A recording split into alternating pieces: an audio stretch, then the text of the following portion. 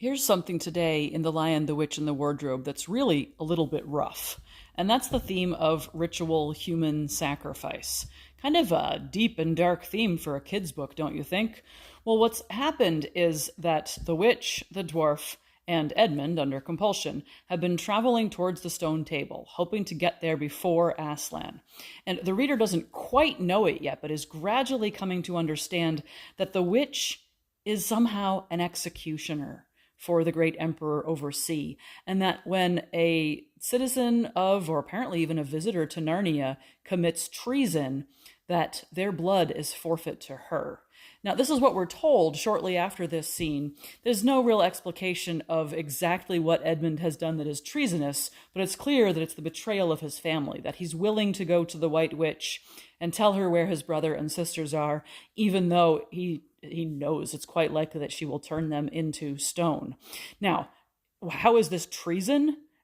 More than mere familial betrayal? Well, how is there a political aspect to it? Well, apparently because of the prophecies, because the four children, Adam's flesh and Adam's bone, are supposed to be crowned the kings and queens of Narnia, that his betrayal of his siblings is actually treason against the rightful monarchs of Narnia.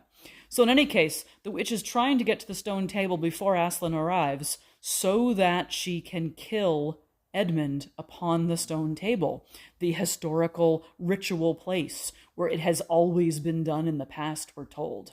Well, when she realizes it's impossible, when one of her wolves is killed by Peter, and she realizes that Aslan and all his people are already at the stone table, she decides, in consultation with her dwarf, that she needs to do the necessary right now. And she tries to figure out what to do. Well, I don't have the stone table, she says. So she puts Edmund up against the trunk of a tree and ties him there, or the dwarf ties him there.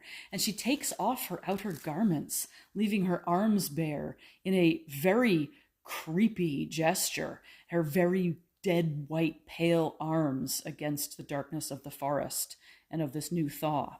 And then she says to the dwarf to prepare the victim, and he unbuttons Edmund's collar and folds it back while she sharpens her knife. Again, this is very dark content for a children's book, but what child does not know that there is death, that there is danger, and that somehow ritual sacrifices are at the core of many, many stories?